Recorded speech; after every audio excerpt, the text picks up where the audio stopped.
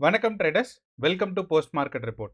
So இன்னைக்கு நம்ம இந்த வீடியோவில் என்ன பார்க்க போறோம்னா, ஆகஸ்ட் 12ஆம் தேதி நிஃப்டி, பேங்க் நிஃப்டி மற்றும் சென்செக்ஸ் வந்து என்ன நடக்கிறதுக்கான வாய்ப்பு இருக்கு அப்படிங்கிறத பார்க்க போறோம். அண்ட் இந்த அனாலிசிஸ் நம்ம எப்படி பண்ண போறோம்னு பார்த்தீங்கன்னா, ஃபர்ஸ்ட் வந்து நமக்கு இன்னைக்கு மார்க்கெட்ல என்ன நடந்திருக்கு. ஸோ பேங்க் நிஃப்டியில் இன்னைக்கு எப்படி பிரைஸ் ஆக்ஷன் இருந்திருக்கு, நம்மளோட நிஃப்டி 50ல் எப்படி பிரைஸ் ஆக்ஷன் இருந்திருக்கு, அது மட்டும் இல்லாமல் சென்செக்ஸில் எப்படி பிரைஸ் ஆக்ஷன் இருந்திருக்குன்னு. அண்ட் முக்கியமான விஷயம் என்னன்னு பார்த்தீங்கன்னா, நம்ம வந்து நேத்து வந்து காலையில் நம்ம ப்ரீ மார்க்கெட் ரிப்போர்ட்டில் ஓப்பன் இன்ட்ரெஸ்ட் டேட்டா வச்சு நம்ம ரெசிஸ்டன்ஸ் வரைஞ்சிருந்தோம். அந்த ரெசிஸ்டன்ஸ் எல்லாம் ஈஸியாக பிரேக் ஆயிடுச்சு. அண்ட் இன்னொரு விஷயம் என்னன்னா, நம்ம வந்து வீக்லி ரிப்போர்ட்டில், அதாவது வீக்லி வீடியோவில் நம்ம என்ன சொல்லியிருந்தோம் அப்படின்னா, மார்க்கெட் வந்து இந்த ரேஞ்சை விட்டு மேலே போகுதா கீழே வருதான்னு பார்க்கலாம்னா, அப்போது நம்ம இந்த போட்டிருக்க ஒரு ரேஞ்ச் பாருங்க, சென்செக்ஸ்லையா இருக்கட்டும், அதே சமயம் நம்மளோட நிஃப்டி 50 அண்ட் பேங்க் நிஃப்டி அந்த மூணோட ரேஞ்சோட ரெசிஸ்டன்ஸ்லேருந்து தான் போய் இன்னைக்கு மார்க்கெட் ஸ்டாப் ஆயிருந்திருக்குன்னு சொல்லலாம். அப்போ இதுக்கான காரணம் என்ன, இதை நான் வந்து என்னோட வியூ பாயிண்ட்ல எப்படி பார்க்குறேன், இது வந்து ஒரு இன்சைட் கேண்டிலாக பார்க்குறேன். ஸோ அதோட எக்ஸ்ப்ளனேஷன் நம்ம சொல்லுவோம். ஓகே, அண்ட் நம்ம ஸ்டாக் இண்டெக்ஸஸை டிஸ்கஸ் பண்ணும்போது அதுக்கு கரஸ்பாண்டிங்காக இருக்கிற ஓப்பன் இன்ட்ரெஸ்ட் டேட்டாவை டிஸ்கஸ் பண்ணுவோம். அப்போ இந்த ஓப்பன் இன்ட்ரெஸ்ட் டேட்டானா என்ன அப்படின்னு பார்த்தீங்கன்னா, ஏற்கனவே மார்க்கெட்டில் இருக்கிற ஆர்டர்ஸ். ஸோ அதாவது இந்த ஆர்டர்ஸ் எல்லாம் ஏற்கனவே மார்க்கெட்டில் பிளேஸ் பண்ணியிருக்காங்க. ஸோ இதெல்லாம் யூஸ்வலாக ஏன் முன்னாடியே பிளேஸ் பண்ணுறாங்க, மார்க்கெட் டைரக்ஷனை பார்க்காமன்னு கேட்டிங்கன்னா, இதெல்லாம் வந்து ஒரு பெரிய பெரிய ஆட்கள், லைக் நல்ல ஸ்ட்ராங்காக அனாலிசிஸ் பண்ணுறவங்க, ப்ரோஸ்ன்னு சொல்லுவாங்க, இல்லைனா ஹை இன்வெஸ்ட் பண்ணுறவங்களா இருப்பாங்க. ஸோ அவங்களுக்கெல்லாம் லிக்விடிட்டி தேவை. ஸோ மார்க்கெட் ஓப்பன் ஆனதுக்கப்புறம் அந்த ப்ரைஸில் அவங்களுக்கு வந்து அதே இப்போ இருக்கிற ப்ரைஸில் வந்து அவங்களுக்கு வந்து ஆப்ஷன்ஸ் கிடைக்குமா அப்படிங்கிறது டவுட்டு. அதனால் அந்த liquidity grabbing at low cost, இது ரெண்டுக்காக மட்டும்தான் வந்து பார்த்தீங்கன்னா முன்னாடியே வந்து ஆர்டர்ஸ் பிளேஸ் பண்ணுறாங்க. அப்போ இந்த ஆர்டர்ஸ், இந்த ஓப்பன் இன்ட்ரெஸ்ட் டேட்டாவை வச்சு நம்ம என்ன தெரிஞ்சுக்க முடியும் அப்படிங்கிறது தான் நம்ம இந்த வீடியோவில் பார்க்க போகிறோம். ஸோ வாங்க இப்போ நம்ம வீடியோக்குள்ளே போகலாம். ஸோ நம்ம முன்னாடியே சொன்ன மாதிரி ஃபஸ்ட்டு வந்து நம்மளோட ப்ரைஸ் ஆக்ஷன் பார்ப்போம். இந்த ப்ரைஸ் ஆக்ஷனை பார்க்குறதுக்கு முன்னாடி ஃபஸ்ட்டு நம்ம வந்து இந்தியா விக்ஸ் டேட்டாவை பார்ப்போம். ஏன் இந்தியா விக்ஸ் டேட்டா ரொம்ப இம்பார்ட்டன்ட் அப்படின்னா, இன்னைக்கு வந்து மார்க்கெட் ரொம்ப வித்தியாசமாக இருந்துச்சு. ஏன்னா மார்க்கெட் வந்து காலையிலேயே இந்தியா விக்ஸ் டேட்டா. ஸோ நீங்கள் நிஃப்டி ஓப்பனிங் பார்த்தீங்கன்னா, நான் வந்து நிஃப்டி ஓப்பனிங் பாசிட்டிவாக இருந்துச்சு இந்த இடத்துல. ஸோ நிஃப்டி ஓப்பனிங் பாசிட்டிவாக இருந்துச்சு. நிஃப்டி அண்ட் பேங்க் நிஃப்டி எதுனாலும் சரி, நமக்கு வந்து 9:15ஓட கேண்டில் பார்த்தீங்கன்னா பாசிட்டிவான ஓப்பனிங் இருந்துச்சு. ஆனால் அப்போது பாசிட்டிவாக நிஃப்டி ஓப்பன் ஆகுது, மார்க்கெட் மேலே போக போகுது அப்படின்னு தெரிஞ்சால் நமக்கு என்ன நடக்கணும், நமக்கு வந்து இந்தியா விக்ஸ் டேட்டா கீழே வரணும். ஏன்னா India Vicks data and Nifty and bank Nifty பார்த்தீங்கன்னா ஆப்போசிட் டைரக்ஷனில் இருக்கும். ஸோ யூஸ்வலான நம்ம ஸ்டாக்ஸ் மேலே, இண்டெக்ஸ் ஸ்டாக்ஸ் மேலே போகுது அப்படின்னா இந்தியா விக்ஸ் டேட்டா கீழே வரணும். அப்போது இந்தியா விக்ஸும் ஃபஸ்ட்டு பாசிட்டிவாக இருந்திருக்கு, நிஃப்டியும் ஃபஸ்ட்டு பாசிட்டிவாக இருந்திருக்கு. ஸோ அப்படிங்கிற பட்சத்தில் நம்ம ஒரு கன்க்ளூஷனுக்கு வரணும். ஒன்றா நிஃப்டி தான் ஆக்சுவல் ட்ரெண்டு, இந்தியா விக்ஸ் வந்து இல்லை பொய் சொல்லுதுன்னு. அப்போது இந்தியா விக்ஸ் இங்கே மேலே போச்சுன்னா திருப்பி கீழே தான் வரும், கரெக்டாக? அப்போது இந்தியா விக்ஸ் மேலே போயிருக்கு அப்படின்னா இந்தியா விக்ஸ் வந்து கூலிங்க்கு ஆரம்பிக்கும்னு அர்த்தம். ஸோ அப்போ கூலிங் ஆகும்போது நமக்கு என்ன நடக்கும், மார்க்கெட் மேலே போகும். ஸோ இதை தான் நம்ம முக்கியமாக கவனிச்சிக்க வேண்டியது. சப்போஸ் நீங்கள் இந்தியா விக்ஸ் வச்சு நீங்கள் ட்ரேட் பண்ணுறீங்க, இல்லை இந்தியா விக்ஸ் வந்து ஒரு ஒரு ஒரு இந்த ஒரு இண்டிகேட்டராக யூஸ் பண்ணுறீங்க அப்படின்னா உங்களுக்கு இது யூஸ்ஃபுல்லாக இருக்கும். ஏன்னா ஸ்டார்டிங்கில் இந்தியா விக்ஸ் மேலே போயிருந்துச்சு, அப்போது இந்தியா விக்ஸோட வாலடைலிட்டி இன்க்ரீஸ் ஆயிருச்சு. ஸோ எப்போ எல்லாம் இந்தியா விக்ஸோட வாலடைலிட்டி இன்க்ரீஸ் ஆகுதோ அதுக்கப்புறம் நம்ம ஒரு கூலிங் எக்ஸ்பெக்ட் பண்ணுவோம். ஸோ இதுக்கு பேர் இந்தியா விக்ஸோட டிக்ரீஸ்ன்னு சொல்லுவாங்க. அப்போ இந்த இந்தியா விக்ஸோட டிக்ரீஸ் எக்ஸ்பெக்ட் பண்ணணும். அப்படி தான் நம்ம வந்து இந்த ஃபஸ்ட்டு ஸ்ட்ராங்கான ஒரு வாலடைலிட்டியில் நம்ம ஒரு ஒரு அண்டர்ஸ்டாண்ட் பண்ணுற விஷயம். ஸோ அதே மாதிரியே நமக்கு வந்து வாலடைலிட்டி கூலிங் நடந்ததுக்கப்புறம் பார்த்தீங்கன்னா மார்க்கெட் வந்து மேலே புஷ் ஆகிருந்திருக்கு. ஓகே, ஸோ இது நமக்கு இந்தியா விக்ஸ் டேட்டா வச்சு நமக்கு தெரிஞ்சிருக்கும். ஓகே, ஆனால் இன்னைக்கு நமக்கு மார்க்கெட்டில் பார்த்தீங்கன்னா பெரும்பாலுமான எல்லாருமே வந்து மார்க்கெட் டவுன் சைட் போகும்னு எக்ஸ்பெக்ட் பண்ணாங்க. அண்ட் நானுமே வந்து ப்ரீ மார்க்கெட் ரிப்போர்ட்டில் மார்க்கெட் வந்து டவுன் சைட் போகிறதுக்கான வாய்ப்பு இருக்குது அப்படின்னு தான் சொல்லியிருந்தோம். ஸோ இதுக்கான காரணங்கள் வந்து நிறையா இருந்துச்சு. ஒன்று வந்து பார்த்தீங்கன்னா ப்ரைஸ் ஆக்ஷன் இருந்துச்சு. அடுத்து நம்மளோட ஓப்பன் இன்ட்ரெஸ்ட் டேட்டா வந்து சொல்லிச்சு மார்க்கெட் வந்து நேற்று இப்போ இருக்கிற ஓப்பன் இன்ட்ரெஸ்ட் டேட்டா மாதிரி இல்லாமல் நேற்று பார்த்துருந்தீங்கன்னா ஓப்பன் இன்ட்ரெஸ்ட் டேட்டாவில் கால் ஆப்ஷன்ஸ் ரொம்ப ஸ்ட்ராங்காக இருந்துச்சு அண்ட் பிசிஆர் ரேஷியோவும் ரொம்ப ரொம்ப கம்மியாக இருந்துச்சு. ஸோ அப்படிங்கிறனால நம்ம வந்து இந்த பிசிஆர் ரேஷியோங்கிறது வந்து 0.7 இருந்தால் நமக்கு வந்து புல்லிஷ் மார்க்கெட்டாக இருக்கும். அப்படி 0.7 இல்லாமல் ஒரு 0.7க்கு கீழே போச்சுன்னா பேரிஷ் மார்க்கெட் எக்ஸ்பெக்ட் பண்ணலாம். ஸோ அதுதான் இது வந்து நான் 8க்கு வச்சுருக்கேன். ஆனால் அதுக்கப்புறம் என்ன ஆயிடுச்சுன்னா நமக்கு வந்து நிஃப்டி 50 வந்து கேப் அப் தான் ஓப்பன் ஆச்சு. அதுக்கப்புறம் ஒரு சப்போர்ட் எடுத்துகிட்டு நான் 3 மினிட்ஸ் டைம் ஃப்ரேம் வச்சுருக்கேன். ஸோ மார்க்கெட் இந்த லெவல் வரைக்கும் புஷ் ஆச்சு. இந்த லெவல் வரைக்கும் புஷ் ஆனதுக்கப்புறம் ஆக்சுவலாக எக்ஸ்பெக்ட் பண்ணது மார்க்கெட் ப்ரைஸ் கரெக்ஷன் ஆகும் தான். ஆனால் பார்த்தீங்கன்னா இந்த லெவலில் வந்து ரொம்ப சிம்பிளாக பிரேக் பண்ணி மார்க்கெட் மேலே போயிடுச்சு. அப்போ இந்த சிம்பிள் பிரேக் அவுட்டுக்கு நம்ம கண்டுபிடிக்கிறது கஷ்டம்னா price action and support and resistance zone வச்சு தான் கண்டுபிடிச்சிருக்க முடியும். அடுத்து ஒரே ஒரு சிம்பிளான விஷயம் வந்து இந்தியா விக்ஸ் டேட்டா. அப்போ இந்த இந்தியா விக்ஸை வந்து நீங்கள் ஒரு பேக் டெஸ்டிங்கோ இல்லை ரொம்ப நாளாக வாட்ச் பண்ணுறீங்கன்னா உங்களுக்கு கொஞ்சம் ஹெல்ப்ஃபுல்லாக இருந்திருக்கும். அப்படி இல்லைன்னா இந்த ரெசிஸ்டன்ஸ்லேருந்து பிரேக் அவுட் வந்து இன்றைக்கி கண்டுபிடிச்சிருந்துருக்கிறதுக்கு கொஞ்சம் கஷ்டம். இண்டிகேட்டர்ஸ் எல்லாம் பெருசாக யூஸ் ஆகிருந்திருக்காது ஒன்று. ரெண்டாவது, நம்மளோட சிம்பிள் மூவிங் ஆவரேஜ் ஸ்ட்ராட்டஜிலேயே பார்த்தாலும் மார்க்கெட் வந்து 10 சிம்பிள் மூவிங் ஆவரேஜை தாண்டி இன்றைக்கி கீழே வரல.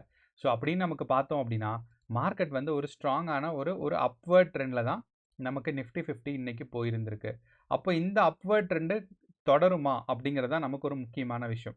ஓகே, அப்போ இந்த அப்வர்ட் ட்ரெண்டு தொடருமா அப்படின்னா டவுட்ஃபுல் தான். ஏன் அப்படின்னா இந்த அப்வர்ட் ட்ரெண்ட் வந்து ஒரு பியூரான ஒரு புல்லிஷ் மூமெண்ட்ஸ் கிடையாது. இது வந்து ஒரு இன்சைட் கேண்டில். அப்படின்னா நான் என்ன சொல்கிறேன்னா, நம்ம வந்து இந்த வீக்லி கேண்டில் எடுத்துக்குவோம். அப்போ இந்த வீக்லி கேண்டில் எடுத்தோம்னா இந்த போன வாரத்தோட கேண்டில் இந்த ரெட் கலர் கேண்டில் நம்ம எல்லாத்துக்கும் தெரியும். 6 வாரமாக தொடர்ந்து 6 வாரமாக பார்த்தீங்கன்னா நிஃப்டி கீழே வந்துட்டு இருக்கு. நிஃப்டி மட்டும் இல்லை, Sensex Nifty and bank Nifty மூணுமே பார்த்தீங்கன்னா தொடர்ந்து 6 வாரம் வந்து ஒரு வாரமும் ஏற்கனவே இருக்கிற லோவை விட திருப்பி கீழே தான் வந்துட்டு இருக்கு. அப்போது இன்னைக்கு நடந்திருக்கிறது திங்கக்கிழமை, இன்னைக்கு நடந்தது புல்லிஷ் மூமெண்ட் கிடையாது, இன்சைட் கேண்டில். அதனால தான் நம்ம இங்கே ஒரு பாக்ஸ் போட்டு வச்சுருக்கோம். அப்போ நிஃப்டி இந்த பாக்ஸை விட்டு வெளியே போனால் மட்டும்தான் நமக்கு வந்து அது வந்து புல்லிஷ் மூமெண்ட்டாக தெரியும். ஓகே, அப்போது நிஃப்டியை பொறுத்தளவு நம்ம இப்போ இன்சைட் கேண்டிலாக பார்த்தனால இது வந்து ஒரு ஸ்ட்ராங்கான ரெசிஸ்டன்ஸாக இருக்குது. அண்ட் இந்த ரெசிஸ்டன்ஸ்லேருந்து ஏற்கனவே மார்க்கெட் வந்து ஒரு ப்ரைஸ் ட்ராப் நடந்திருக்கு. இது நம்ம கவனிச்சுக்கணும். ரெண்டாவது பார்த்தீங்கன்னா நம்மளோட open interest data. So open interest டேட்டாவில் நமக்கு இங்கே பார்க்கும்போது, அதாவது 8ஆம் தேதி நம்மளோட வெள்ளிக்கிழமையோட டேட்டாஸ் பார்க்கும்போது கால் ஆப்ஷன்ஸில் அதிகமாக இருந்துச்சு. ஆனால் அதே சமயம் இப்போ பார்த்தீங்கன்னா புட் ஆப்ஷன்ஸ் அதிகமாக இருக்குது. ஸோ இந்த ஓஏ சேஞ்ச் நான் கொடுக்காம பார்த்தேன்னா புட் ஆப்ஷன்ஸ் அதிகமாக இருக்குது. அப்போ நமக்கு ஒரு சந்தேகம் வரலாம், கால் ஆப்ஷன்ஸ் அதிகமாக இருந்த மாதிரியே இதுவும் ஒரு ஃபேக்காக இருக்குமா அப்படின்னு சொல்லி. ஆனால் அந்த சந்தேகத்தை தீர்க்கிறதுக்கு தான் பார்த்தீங்கன்னா நம்மளோட இந்த ஓஐ சேஞ்ச் அப்படிங்கிற ஒரு டேட்டா வருது. அப்போ இந்த ஓஐ சேஞ்சில் என்ன தெரியுது அப்படின்னு பார்த்தீங்கன்னா புட் ஆப்ஷன்ஸ் வந்து இன்க்ரீஸ் ஆயிருக்கு. இந்த க்ரீன் கலர் பார் பாருங்கள், இதெல்லாம் புட் ஆப்ஷன். ஆனால் அந்த புட் ஆப்ஷனோட இன்க்ரீஸ் பாருங்கள், இன்க்ரீஸ் ஆயிருந்திருக்கு. ஆனால் அதே சமயம் நமக்கு கால் ஆப்ஷன் பார்த்தீங்கன்னா குறைஞ்சிருக்கு. அப்போ இந்த ஓஐ சேஞ்ச் டேட்டா நமக்கு என்ன சொல்லுது அப்படின்னா கால் ஆப்ஷன்ஸ் எப்போ எல்லாம் குறையுதோ அப்போ வந்து கால் ஆப்ஷன்ஸ் எல்லாம் பொசிஷன்ஸை ஸ்கொயர் ஆஃப் பண்ணுறாங்க. ஸோ டெக்னிக்கலாக சொல்லணும்னா செல்லர்ஸ் எல்லாம் திருப்பி வந்து பைபேக் பண்ணுறாங்க. ஏன்னா மார்க்கெட் வந்து மேலே போகாது அப்படின்னு அவங்க எக்ஸ்பெக்ட் பண்ணுறாங்க. ஸோ இந்த இடத்துல பொசிஷன்ஸ் ஹோல்ட் பண்ணிட்டு இருந்தால் அவங்களுக்கு கால் ஆப்ஷன்ஸில் ப்ராஃபிட் கொடுக்காதுங்கிறனால போத் பையர்ஸ் அண்ட் செல்லர்ஸ் அவங்களோட பொசிஷன்ஸை ஸ்கொயர் ஆஃப் பண்ணி அவங்க வந்து வெளியே வந்துடுறாங்க. அந்த ஒரு காரணத்தினால தான் இந்த இடத்துல பார்த்தீங்கன்னா கால் ஆப்ஷனோட ஓஏ சேஞ்ச் வந்து குறைஞ்சிருக்கு, கூடலை. அதே சமயம் புட் ஆப்ஷனோட ஓஏ சேஞ்ச் கூடியிருக்கு அப்படிங்கிறனால நமக்கு என்ன தெரியுது அப்படின்னா மார்க்கெட் வந்து மேலே புஷ் ஆகாமல் கீழே புஷ் ஆகிறதுக்கான ட்ரை பண்ணிட்டு இருக்குன்னு. அப்போது இதோட PCR ratio is close to 1, அதாவது 0.9, விச் ஆல்சோ சப்போர்ட்ஸ் வந்து என்னென்னா மார்க்கெட் வந்து பியரிஷ் மூமெண்ட்டு. ஸோ அப்போது மார்க்கெட்டில் ஓஏ சேஞ்ச் வந்து குறைஞ்சிருக்கு. ரெண்டாவது புட் ஆப்ஷனோட சேஞ்ச் இன்க்ரீஸ் ஆயிருந்திருக்கு. 2 விஷயம். மூணாவது நம்மளோட வீக்லி கேண்டிலோட போன வாரத்தோட கேண்டிலோட ரெசிஸ்டன்ஸில் தான் மார்க்கெட் வந்து இப்போ இருக்குது. அப்போது கரெக்டாக இந்த ரெசிஸ்டன்ஸ் பாயிண்ட்ஸில் பார்த்தீங்கன்னா மார்க்கெட் ரிவர்ஸ் ஆயிருக்கு. ஸோ இதே வந்து நம்மளோட ப்ரைஸ் ஆக்ஷன் எப்படி இருக்குங்கிறத நம்ம ப்ரைஸ் ஆக்ஷன் எப்படி அண்டர்ஸ்டாண்ட் பண்ணுறோம், அந்த வீக்லி கேண்டிலோட கான்செப்ட் வந்து எப்படி வந்து கொஞ்சம் பெர்ஃபெக்டாக யூஸ் ஆகுது அப்படிங்கிறத நம்ம பார்க்கலாம்.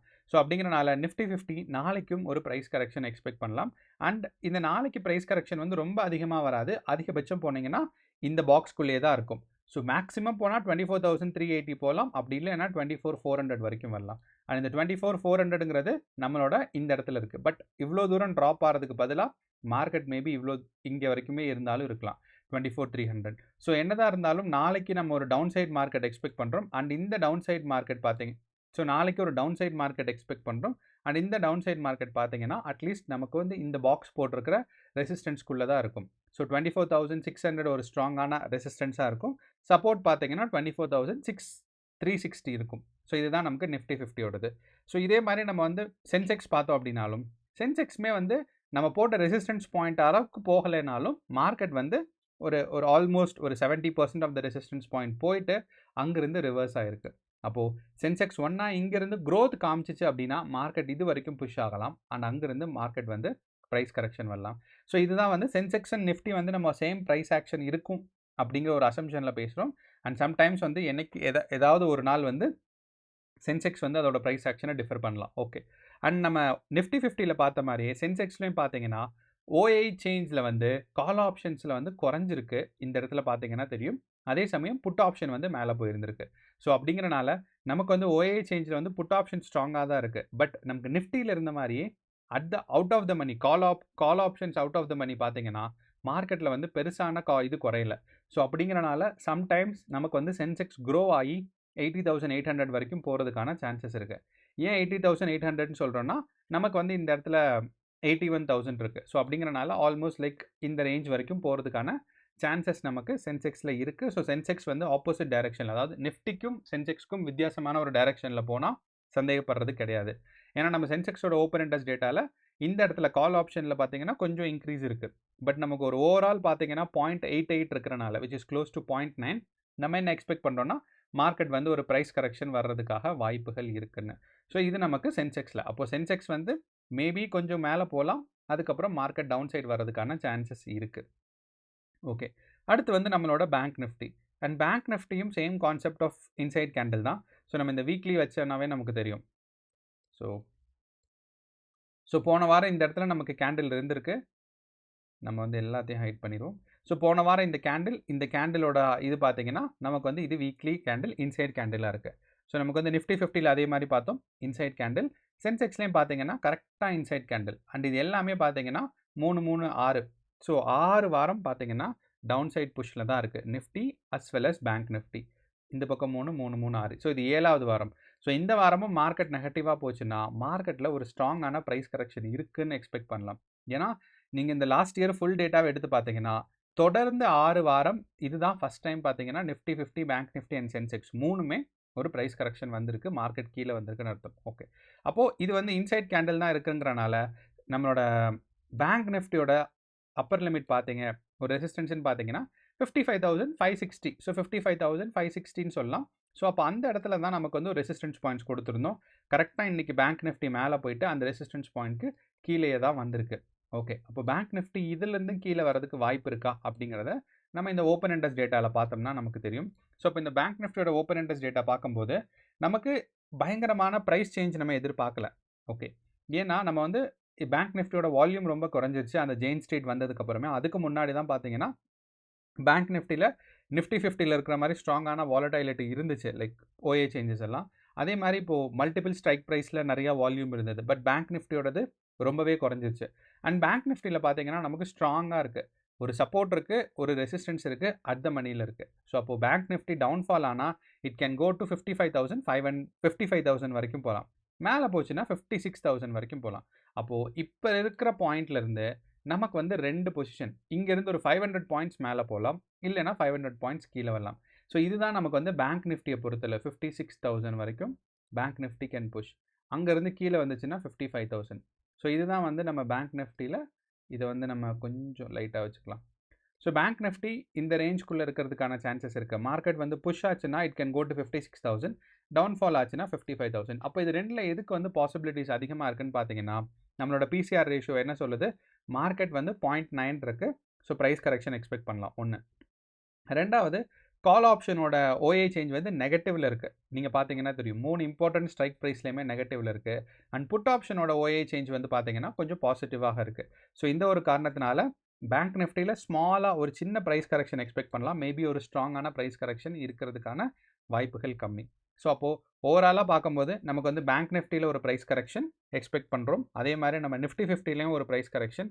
ஆனால் நிஃப்டி 50 பார்த்தீங்கன்னா ஒரு அப்வர்ட் ட்ரெண்டிங்கில் தான் இருக்குது. ஸோ அப்போது இந்த ட்ரெண்ட் லைனை பிரேக் அவுட் பண்ணி கீழே வந்தால் தான் நமக்கு வந்து ஸ்ட்ராங்கான ஒரு பேரிஷ் மூவ்மெண்ட் வரப்போகுதுன்னு அர்த்தம். சப்போஸ் இந்த ட்ரெண்டை பிரேக் அவுட் பண்ணாமல் மார்க்கெட் வந்து இப்படியே மேலே புஷ் ஆயிடுச்சுன்னா மேபி நமக்கு பாசிட்டிவாக போகலாம். ஓகே, அடுத்து வந்து பார்த்தீங்கன்னா நம்மளோட சென்செக்ஸ் வந்து இது பொசிஷன்லேருந்து பிரேக் அவுட் ஆகி கீழே வருமா அப்படிங்கிறது ஒரு சந்தேகம் தான். மேபி மார்க்கெட் வந்து மேலே புஷ் ஆகிறதுக்கான சான்சஸும் இருக்குது. ஸோ இதுதான் நம்மளோட ஒரு ஓவரால் அனாலிசிஸ். நாளைக்கு கேர்ஃபுல்லாக ட்ரேட் பண்ணுங்கள். சென்செக்ஸில் ட்ரேட் பண்ணுறவங்க நாளைக்கு எக்ஸ்பைரி டே. ஸோ அப்படிங்கிறனால கேர்ஃபுல்லாக ஸ்ட்ராட்டஜி பில்ட் பண்ணுங்கள். All the best. நன்றி, வணக்கம்.